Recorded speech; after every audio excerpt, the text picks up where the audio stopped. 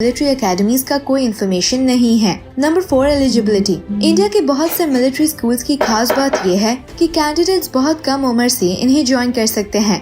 10 से 12 साल तक के बच्चे भी इन मिलिट्री स्कूल्स को ज्वाइन कर सकते हैं। इन बच्चों के लिए कॉमन एंट्रेंस टेस्ट भी लिया जाता है जिसे पास करना जरूरी है। इसके अलावा अगर आप हेलो गाइस, कैसे हैं आप लोग। मैं हूं सईद खुदा, मेरे साथ मौजूद है बासित और वीडियो हमारे पास काफी ज्यादा अच्छी है, थोड़ा नया सा कंटेंट है और उसमें है इंडियन मिलिट्री एकेडमी यानी कि आईएमए वर्सेस पीएमए, मतलब पाकिस्तान मिलिट्री एकेडमी। तो देखते हैं कि दोनों में किस तरह से ट्रेनिंग होती है, किस तरह से इनका डिफरेंसेस क्या है, ये शायद दिखाएंगे या फिर डिसिप्लिन भी होगा। अच्छा, हमारा मकसद वीडियो बनाने का किसी को अच्छा या बुरा कहना नहीं है, हम जनरली एक वीडियो बना रहे हैं, तो देखते हैं वीडियो, उसके बाद मिलिट्री एकेडमी किसी भी कंट्री के डिफेंस के लिए एक बहुत बड़ा रोल प्ले करती है। इन जगहों पर ही बहादुर ऑफिसर्स को ट्रेन करके इस काबिल बनाया जाता है कि वो अपने दुश्मनों से लड़ सके। मिलिट्री एकेडमीज की बिना ऐसे कर पाना लगभग नामुमकिन है। आज की इस वीडियो में हम इंडियन मिलिट्री एकेडमी को पाकिस्तान मिलिट्री एकेडमी के साथ कंपेयर करेंगे। टॉप मिलिट्री स्कूल से लेकर कौन से कंट्री की मिलिट्री स्ट्रेंथ कितनी है, सभी चीजों के बारे में हम जानेंगे। मैं हूँ आपकी होस्ट और दोस्त नताशा और आप देख रहे हैं India's top facts. Number 1, introduction. एक मिलिट्री एकेडमी या मिलिट्री स्कूल उन कैंडिडेट्स के लिए होता है जो आर्मी, नेवी या एयरफोर्स में ज्वाइन करके अपनी कंट्री को सर्व करना चाहते हैं।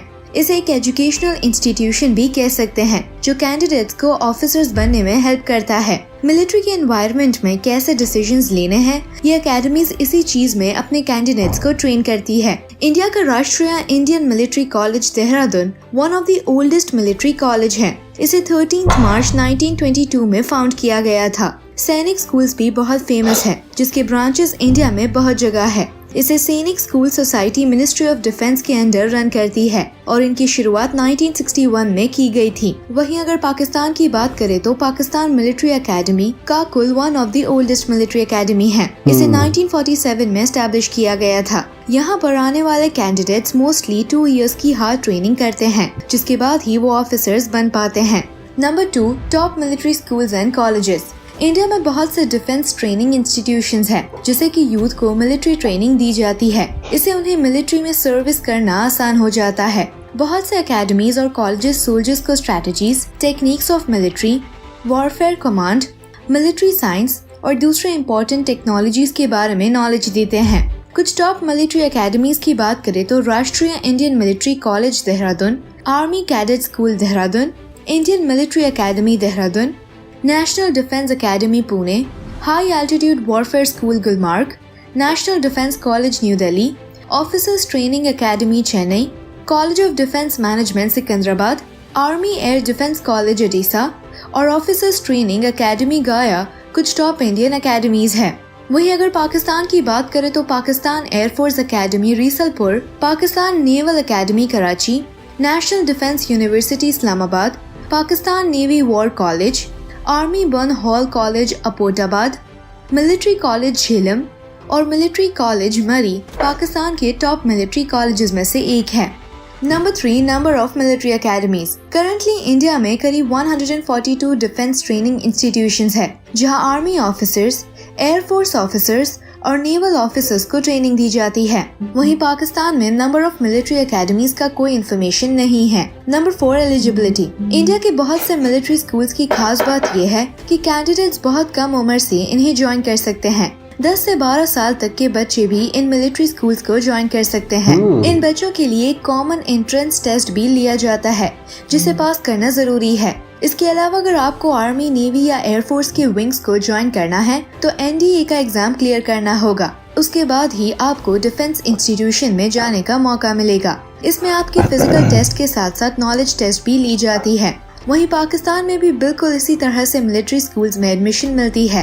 कैंडिडेट्स को फिजिकल और नॉलेज टेस्ट दोनों पास करना होता है। इंडिया में बहुत से कैंडिडेट्स होते हैं जिनका सपना होता है कि वो RIMC या सैनिक स्कूल में जाकर पढ़ाई करें। लेकिन इन स्कूल्स में जाने के लिए आपको एंट्रेंस एग्जाम्स पास करने होते हैं, जिसकी अगर सही से तैयारी नहीं हुई तो कैंडिडेट्स फेल भी हो सकते हैं। ज्यादातर सभी स्टूडेंट्स कोचिंग एकेडमीज की हेल्प से इन टॉप मिलिट्री स्कूल्स में एडमिशन ले पाते हैं। ऐसे ही एक टॉप कोचिंग इंस्टीट्यूट का नाम है सुखोई एकेडमी। 2017 में इसके एस्टैब्लिशमेंट के बाद सिर्फ इस इंस्टीट्यूट से करीब 500 प्लस कैंडिडेट्स सैनिक स्कूल और RMS में एडमिशन ले पाए हैं। सुखोई एकेडमी के 4 ब्रांचेस फरीदाबाद, पटना, चरखी ददरी और बेंगलुरु में मौजूद है। इन ब्रांचेस में बोर्डिंग की फैसिलिटीज के साथ साथ 40 प्लस टॉप लेवल टीचर्स भी हैं। RIMC 2020 में ऑल इंडिया रैंक 1 लाने वाले कैंडिडेट भी इसी इंस्टीट्यूट का स्टूडेंट था।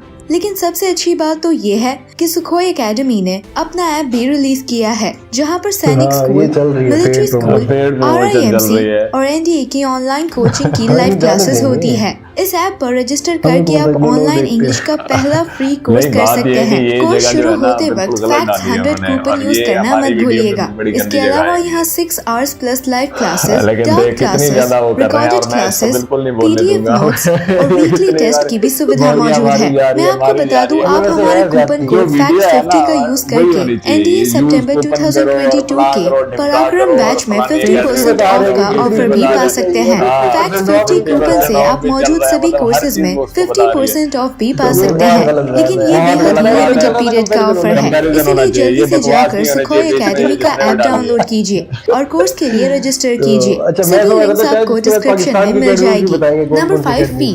सैनिक स्कूल्स के फीस स्ट्रक्चर की बात करें तो कैंडिडेट्स को हर साल ऑलमोस्ट 95,000 रुपीज भरने पड़ते हैं। ये बिल्कुल आम स्कूल्स की तरह ही होते हैं, जहां पढ़ाई के साथ साथ मिलिट्री ट्रेनिंग भी दी जाती है। इंडिया में हर मिलिट्री एकेडमी की फीस अलग है, यह आपके ऊपर निर्भर करता है कि आपको कहां जाना है। वहीं पाकिस्तान मिलिट्री एकेडमीज की फीस की बात करें तो ये पर मंथ 3,000 रुपीज से लेकर 6,000 रुपीज तक जा सकती है। Number 6 which is best. Her military academy में बहुत ही कड़ी ट्रेनिंग दी जाती है, जिससे कि कैडेट्स को हर सिचुएशन हैंडल करने में हेल्प मिले। इंडियन मिलिट्री एकेडमीज के स्ट्रेंथ का अंदाजा आप इस बात से लगा सकते हैं कि करंटली करीब 14 लाख मिलिट्री के लोग एक्टिव हैं।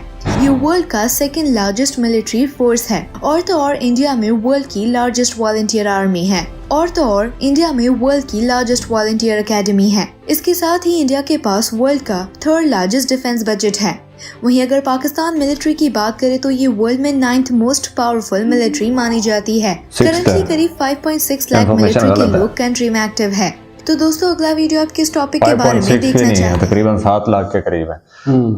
ये है कि इन्फॉर्मेशन इसमें काफी गलत भी है और काफी इसमें फिर प्रमोशन वगैरह भी है। वीडियो को मैं इतना ज्यादा रेट नहीं करूंगा, अच्छी नहीं बनी हुई, मजा नहीं आया मुझे, क्योंकि इसमें जो अच्छा खासा जो टाइम है ना वो प्रमोशन को दे दिया गया है। फिर पाकिस्तान के जो मिलिट्री है उसके बारे में इतनी ज्यादा इन्फॉर्मेशन गैदर की नहीं गई, तो उसके बारे में क्योंकि एक कंपैरिजन वीडियो थी तो दोनों की चीजें कंपेयर करनी चाहिए थी, दोनों की इन्फॉर्मेशन होनी चाहिए थी, उसके बाद ये वीडियो बनानी चाहिए थी। लेकिन ये है कि मैं ऐसी वीडियोस ऐसे बनाने के हक में नहीं हूँ, ऐसी चीजें भी देखने के हक में नहीं हूँ।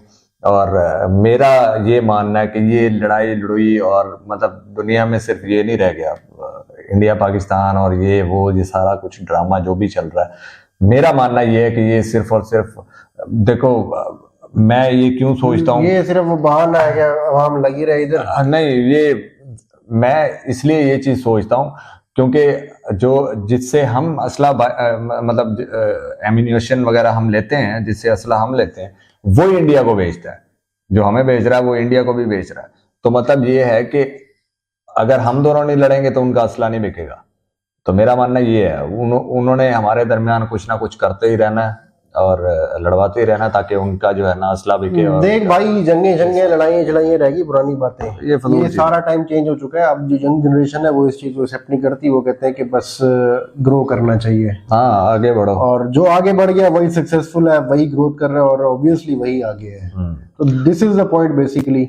और वो बाकी ये नहीं कि वो जंगे और पता नहीं ये तमाशा लगा रहता है, कभी जहाज ये उड़ रहे हैं वो उड़ रहे हैं, अवाम का पैसा जाया करते हैं हर तरफ, दोनों की मैं बात कर रहा हूँ। कभी इसकी टांग ज्यादा उठ रही है, इसकी मूंछें लंबी हैं, इसका ये है, उसका वो है, मतलब टोपी ड्रामा चलता रहता है बॉर्डर्स के ऊपर। वो बिल्कुल मुझे ना फजूलियात सी लगती हैं। वो लोगों का पैसा, मतलब जो आम लोगों का पैसा इनको दिया जाता है, वो उसको वेस्ट कर रहे हैं, बस यही इनको। चले खैर, इस पे ज्यादा कमेंट्स नहीं अभी बनते क्योंकि इतनी बड़ी ऐड आ गई है बीच में। तो उम्मीद करते हैं वीडियो अच्छी लगेगी, तो फिर मिलते हैं नेक्स्ट एपिसोड में, तब तक के लिए गुड बाय।